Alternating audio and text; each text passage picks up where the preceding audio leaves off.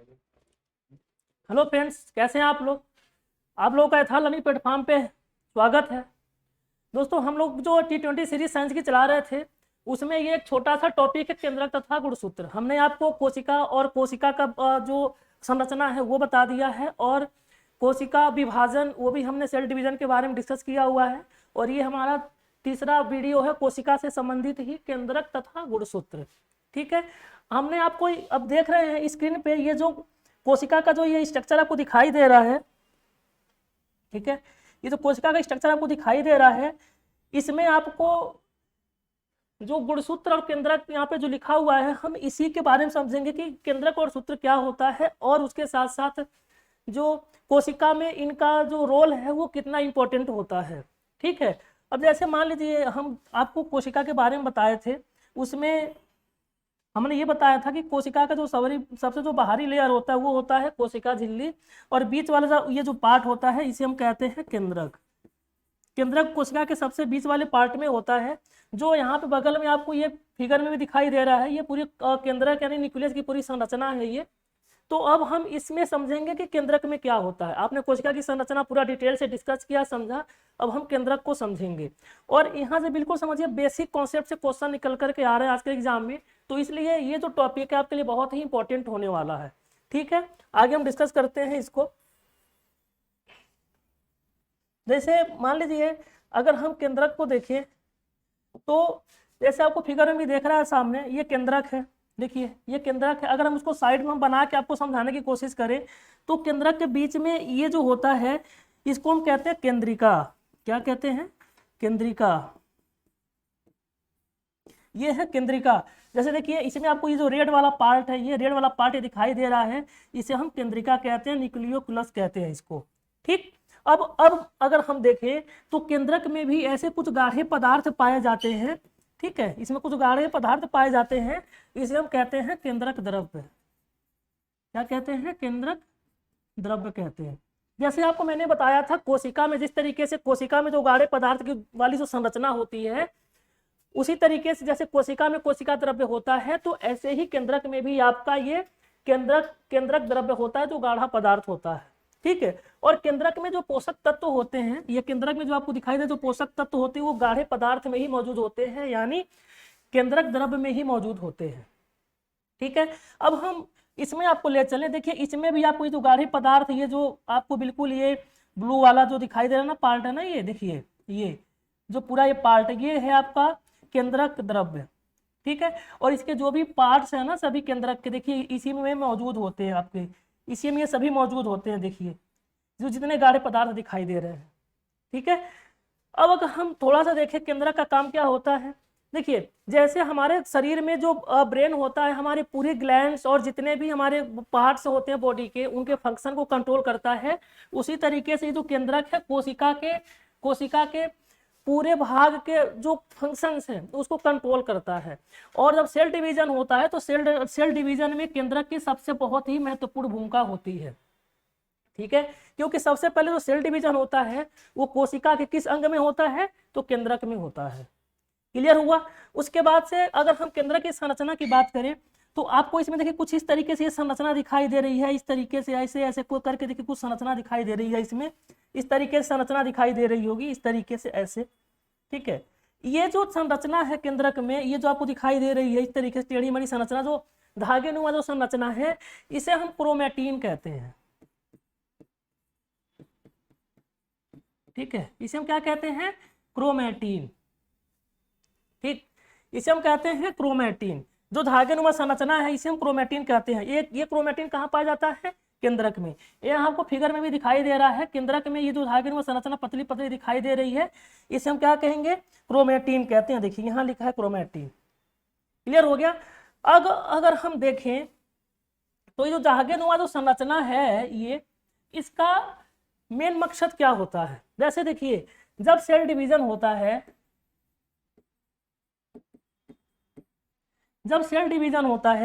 केंद्रक में जब सेल डिवीजन होता है तो ये जो क्रोमैटिन जो होते हैं, जो धागे नुमा जो संरचना है, ये छोटे छोटे टुकड़ों में टूट जाती है। छोटे छोटे टुकड़ों में क्या करती है? टूट जाती है। मतलब छोटे छोटे पार्ट में ना ऐसे टूट जाते हैं ये।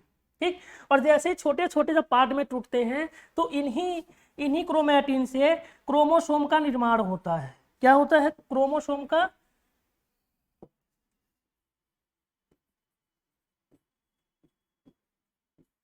ठीक है, क्रोमोसोम यानी गुणसूत्र का निर्माण होता है। ठीक है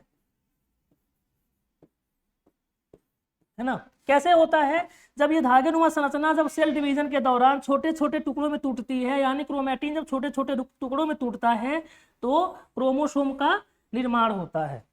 आई बात समझ में? तो आपसे यहाँ पर सीधे क्वेश्चन ये पूछता है कि केंद्रक में जो धागेनुमा संरचना पाई जाती है उसे क्या कहते हैं?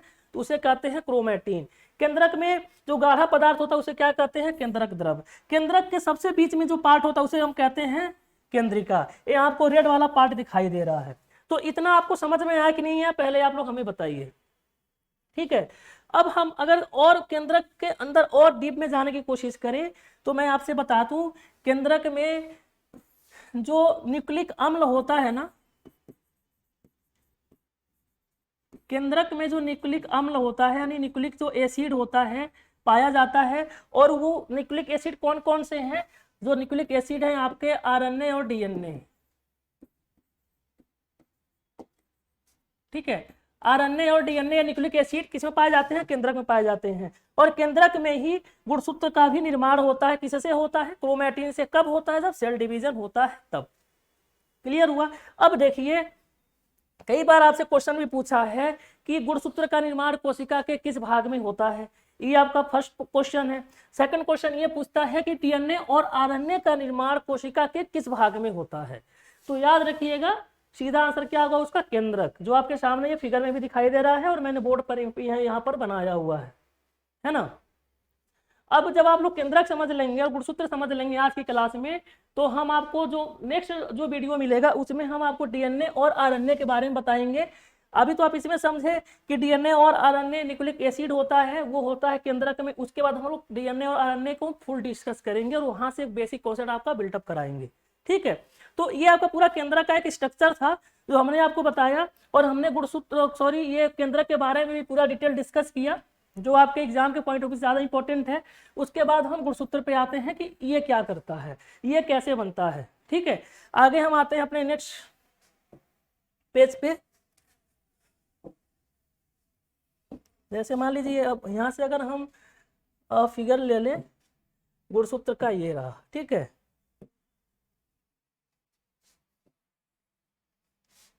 आपको फिगर दिखाई दे रहा है गुणसूत्र का, कैसे होता है गुणसूत्र। हमने को किनारे पर कर लिया यहाँ पे। ठीक है, चलिए देखिए किसके बारे में समझना है हमें? गुणसूत्र के बारे में।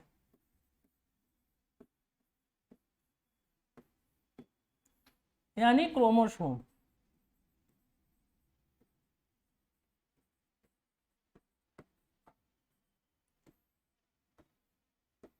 ठीक है, ये आपका फिगर में गुणसूत्र दिखाई दे रहा है। हमने अभी जैसे आपको क्या बताया था, देखिए केंद्रक में बताया था ना कि क्रोमैटिन होता है, धागेनुमा संरचना होती है।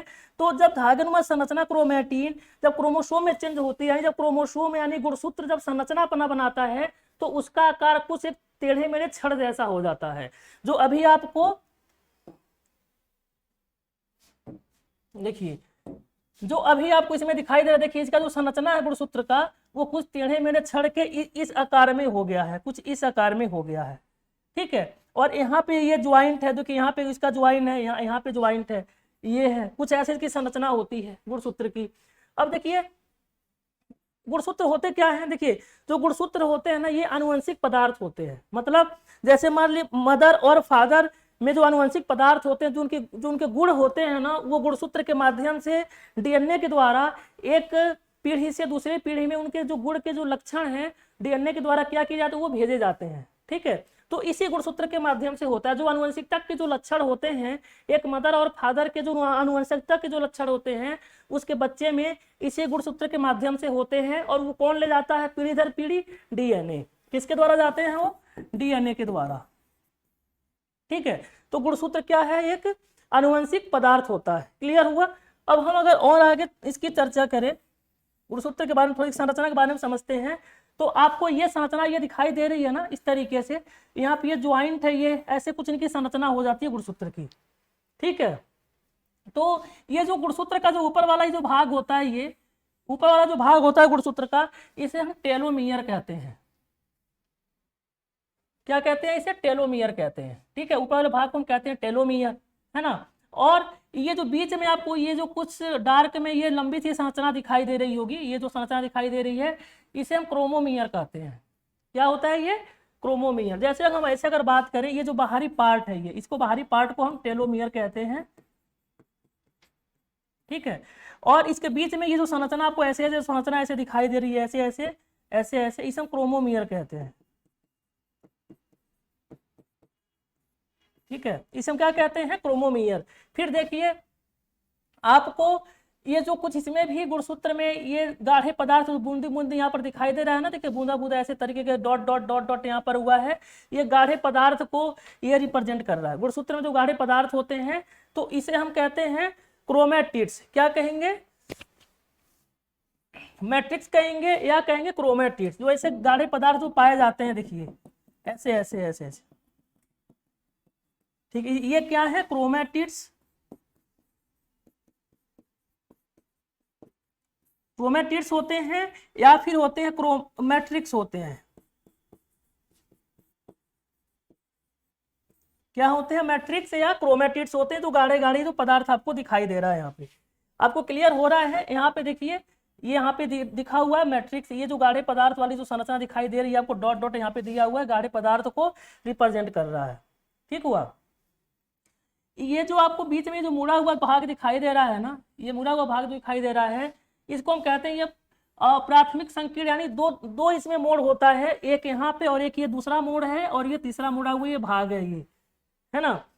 तो ये जो मोड़ है, ये गुणसूत्र को, यानी एक गुणसूत्र को दूसरे गुणसूत्र से कनेक्ट करते हैं। जैसे मान लीजिए अगर ये गुणसूत्र है और एक गुणसूत्र है, ये बीच में जो ज्वाइंट होता है, ये एक से और एक दूसरे गुणसूत्र को ये कनेक्ट करते हैं। क्लियर हो रहा है आप लोगों को ना? अब देखिए अगर हम इसके बाहरी पार्ट की भाग करें, ये जो बाहरी पार्ट जो भाग है ये ना गुणसूत्र का, ये देखिए जो बाहरी भाग आपको दिखाई दे रहा है इसमें, इसे हम कहते हैं पेलिकल। क्या कहते हैं? पेलिकल। देखिए गुणसूत्र का जो बाहरी संरचना होता है, ये बाहरी जो संरचना होता है, इसे हम पेलिकल कहते हैं। देखिए बाहरी भाग ये पेलिकल। तो आपका ये पेलिकल बाहरी भाग हो गया। ठीक, तो गाढ़ा पदार्थ होता है क्रोमेटिड्स या क्रोमेटिन हो गया, इसे कहते हैं। उसके बाद ये जो बीच में जो टेढ़ी में जो संरचना आपको ये दिखाई दे रही है, ये जो संरचना सीधे नीचे आ रही है, इसे हम क्रोमोमियर कहते हैं, है ना। उसके बाद ये गुणसूत्र के जो ऊपर का जो बाहरी भाग होता है, ये वाला जो भाग होता है, ये ऊपर वाला, इसे हम टेलोमियर कहते हैं। ठीक है, तो ये आपका गुणसूत्र का एक संरचना है। यहाँ क्वेश्चन कैसे बनेगा, इसके स्ट्रक्चर से ही क्वेश्चन बनता है कि गुणसूत्र के बाहरी भाग को क्या कहते हैं? पेलिकल। गुणसूत्र में जो गाढ़ा पदार्थ होता है उसे क्या कहते हैं? मैट्रिक्स या क्रोमेटिड्स कहते हैं। ये जो बीच में ये जैसे टेढ़ी मेढ़ी संरचना होती है गुणसूत्र में, उसे क्या कहते हैं? क्रोमोमियर कहते हैं। समझे कि नहीं समझे आप लोग? क्लियर हो रहा है? मुझे उम्मीद है कि आपको पूरा ही क्लियर हो रहा होगा, और आप लोग इसको ना अच्छे से जैसे स्क्रीनशॉट ले करके नोट डाउन भी कर सकते हैं, इसको नोट्स भी बना सकते हैं, ताकि आप जब ये फिगर को एक बार देखें तो आपके माइंड में बिल्कुल छप जाए। अगर आपके सामने ऐसा क्वेश्चन आया तो आप आंख बंद करके उस फिगर को याद करिए, तो आपको इसमें ज़्यादा रटना नहीं पड़ेगा। ठीक है, तो ये गुणसूत्र का ये कुछ संरचना था। गुणसूत्र के बारे में हमने ये भी बताया कि जो गुणसूत्र होता है ये आनुवंशिक पदार्थ होता है ना। जैसे फीमेल और मेल को मिला के आपको भी पता होगा, जो 46 गुणसूत्र होते हैं, यानी 23 के पेयर में होते हैं। ठीक है, तो हमारा जो आज का जो क्लास था, हमको बस इतना डिस्कस करना था गुणसूत्र और केंद्रक के बारे में। तो आपका जो कोशिका है, जो टॉपिक है आपका पूरी तरीके से खत्म हो गया। हम अब इसके बाद हम अगले वीडियो में हम एक नए टॉपिक डीएनए और आरएनए के साथ मिलेंगे। तो आपको अगर कोशिका का पूरा स्ट्रक्चर, कोशिका के बारे में, केंद्रक क्या है, गुणसूत्र क्या है, कोशिका विभाजन कैसे होता है, हमारा आप लोग जो इसके पहले वीडियो है और ये वाला दोनों वीडियो मिला करके आप देख लेंगे, आपका पूरा टॉपिक क्लियर हो जाएगा। और मैं उम्मीद करूंगा कि यहाँ से आपके बहुत सारे पॉइंट एग्जाम में मिलेंगे। ठीक है, तो इसके साथ हम आपको नेक्स्ट वीडियो मिलेंगे डीएनए और आरएनए नए टॉपिक के साथ। और आपको अगर हमारी वीडियो अच्छी लग रही हो, पसंद आ रही हो, तो आप प्लीज़ हमारी वीडियो को ज़्यादा से ज़्यादा शेयर करिए, बिल्कुल दूर दराज गाँव इलाकों तक, ताकि हर बच्चे तक हमारी वीडियो पहुँचे और वो भी इसको पूरी तरीके से इसका जो लाभ होता है वो उठाएं। ठीक है, तो ठीक है, हम नेक्स्ट वीडियो मिलेंगे आपसे। उसके आज का तो हमारा वीडियो है, देखने के लिए आपको बहुत धन्यवाद।